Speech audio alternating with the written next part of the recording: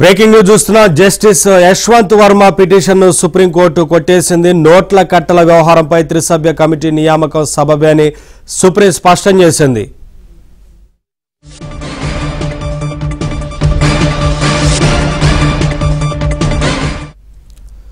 Updates మా Delhi bureau chief Krishna అందిస్తారు. కృష్ణ, యశ్వంత్ వర్మ పిటిషన్ను సుప్రీం ధర్మాసనం కొట్టేసినట్లు తెలుస్తోంది. ఏంటి అప్డేట్స్?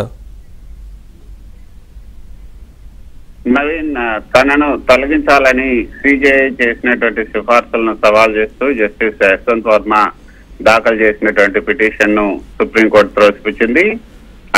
ప్రస్తుతం అలహాబాద్ హైకోర్టు న్యాయమూర్తిగా ఉన్నటువంటి జస్టిస్ యశ్వంత్ వర్మ దాఖలు చేసినటువంటి రిట్ పిటిషన్ ను ఈ రోజు సుప్రీంకోర్టు ధర్మాసనం జస్టిస్ దీపాంకర్ దత్తా నేతృత్వంలోని ధర్మాసనం కొట్టేసింది. ఈ కేసులో ఆయనపై కేసు నమోదు చేసి ఆయన్ను దోషిగా తేల్చినటువంటి అంతర్గత విచారణ ఏదైతే ఉందో త్రిసభ్య కమిటీని నియమించి అంతర్గతంగా విచారణ చేపట్టి ఇచ్చినటువంటి నివేదిక, ఆ నివేదికతో పాటు అప్పటి భారత ప్రధాన న్యాయమూర్తి సంజీవ్ ఖన్నా జస్టిస్ వర్మ తొలగింపునకు రాష్ట్రపతి ప్రధానికి సిఫార్సును కూడా ఏదైతే సిఫార్సును సవాల్ చేశారో దాన్ని సవాల్ చేస్తూ ఆయన పిటిషన్ దాఖలు చేశారు. దాన్ని ఈ రోజు జస్టిస్ దీపాంకర్ దత్తా నేతృత్వంలోని ధర్మాసనం కొట్టేసింది.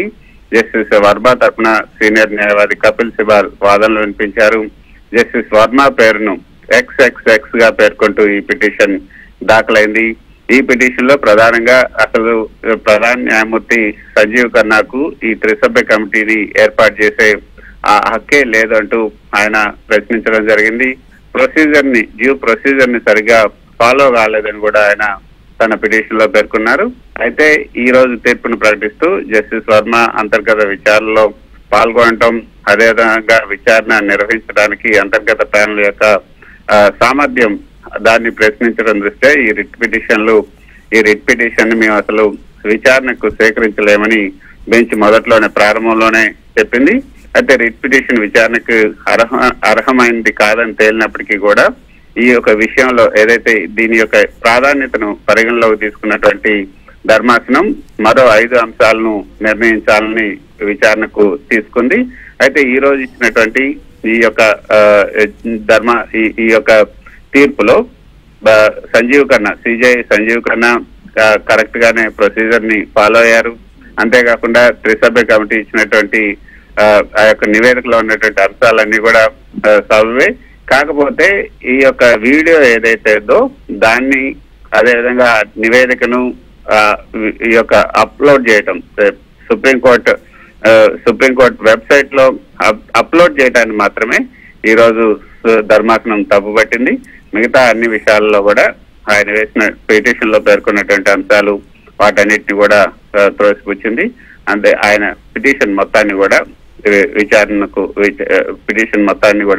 తోసిపుచ్చుతూ ఈ రోజు విశ్వాసమైనటువంటి తీర్పును ఇవ్వటం జరిగింది. ఇక జస్టిస్ యశ్వంత్ వర్మ అభిశంసనను ఎదుర్కోవటం మినహా వేరే ఆయనకు దారి లేకుండా పోయింది. ఆయనకు ఉన్నటువంటి దారులన్నీ కూడా మూసుకుపోయాయి. త్రిసభ్య కమిటీ ఏదైతే ఉందో ఆ త్రిసభ్య కమిటీ తన వాదనను వినకుండానే ఈ యొక్క నివేదికనిచ్చింది. అంతేకాకుండా తన నివాసంలో ఉన్నటువంటి ఒక గదిలో డబ్బు దొరికినంత మాత్రాన, నగదు దొరికినంత మాత్రాన అది తనదేనని ఏ విధంగా తేలుస్తారని కూడా జస్టిస్ వర్మ ప్రశ్నించారు. వాటన్నిటికి కూడా సరైనటువంటి ఆధారాలను త్రిసభ్య కమిటీ తన నివేదికలో చూపించింది. కాబట్టి దీనిపైన విచారణ అనవసరం అని కూడా ఈ రోజు ధర్మాసనం అభిప్రాయపడింది. Naveen, thank you Krishna, thanks for the updates.